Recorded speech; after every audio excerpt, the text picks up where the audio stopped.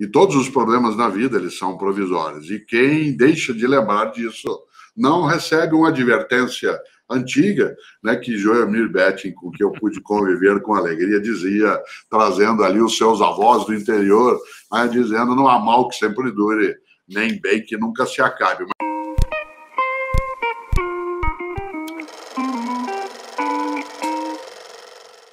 Jogando conversa dentro com o professor Mário Sérgio Cortella. Fora da caixa. Por que precisamos parar para pensar? Não dá para pensar andando? Sim, aliás, uma das coisas mais bonitas da filosofia é a escola aristotélica do passado, há 2.500 anos, que ela é chamada de escola peripatética.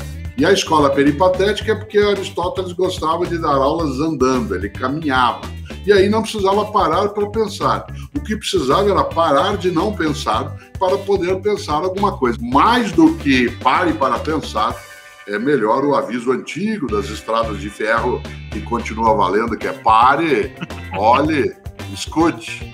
Porque aí você junta um conjunto, né, de advertências. A gente sabe neste país o que está sendo falado? Ou a gente sabe interpretar o que a gente está lendo? A escolarização ela é restrita ainda, mas não para sempre.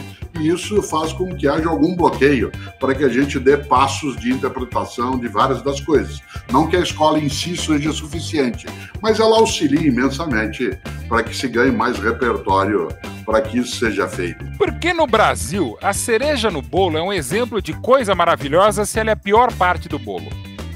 Algumas pessoas gostam da cereja, supondo até que cereja é. Mas no nosso país, como outras coisas, nem sempre a cereja é cereja, né? Muitas vezes ela é o que a gente chamaria de mamão verde colorizado e transformado. A possibilidade técnica e a possibilidade científica de que em cada padaria, em cada bar, em cada esquina desse país houvesse de fato uma cereja sobre um doce ou um bolo, é nenhuma. Não haveria produção internacional possível de cereja para que isso acontecesse. Então, a dissimulação, o simulacro, aquilo que em filosofia a gente chama de quimera, ela vale também no campo cerejal.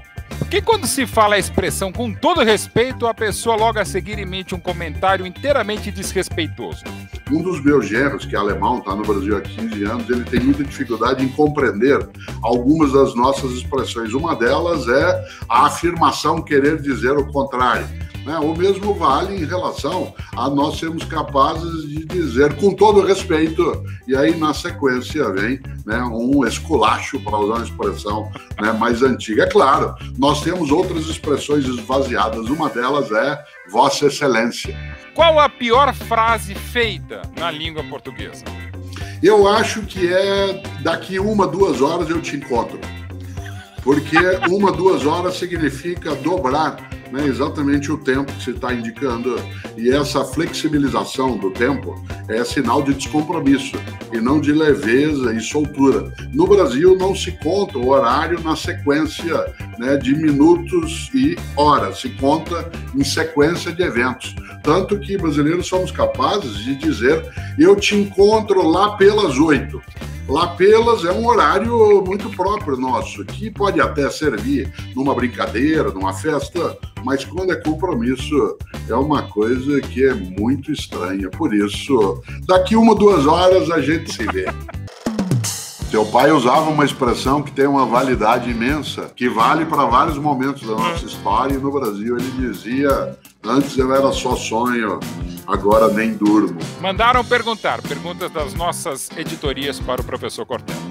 Algum aluno já te irritou em sala de aula? E se isso aconteceu, você demonstrou sua irritação ou respondeu sorridente como sempre? Em 2 momentos na minha carreira, eu tive o ímpeto de levantar do lugar onde estava e regredir na escala zoológica, né? Portanto, ter ali aquilo que seria uma divergência súbita, né, de pontos de vista. Muitas vezes alunos ou alunas me irritaram, mas o número de vezes não chega a 5%, se comparativo aos 95 de vezes em que me deram e me dão ainda alegria quando eu as encontro ou os encontro nos lugares. Qual o seu melhor pensamento? Faça o teu melhor na condição que você tem, enquanto você não tem condições melhores para fazer melhor ainda. E qual é o seu pior pensamento? Seja breve. Que livro você indicaria para alguém que nunca mais irá ler um livro depois dessa sua indicação? Eu gostaria muito que a pessoa que jamais fosse ler um outro livro lesse Criação, do Gore Vidal, o grande escritor norte-americano Gore Vidal, que conta a história, né, de Ciro, que vivia na corte de Xerxes e que no século V a.C., ao viajar, encontra Siddhartha Gautama, encontra filósofos em Atenas, encontra, acima de tudo, aquilo que será Confúcio. Esse livro é uma viagem para dentro. Que filme a pessoa precisa ver ao menos 2 vezes na vida? Amarcord.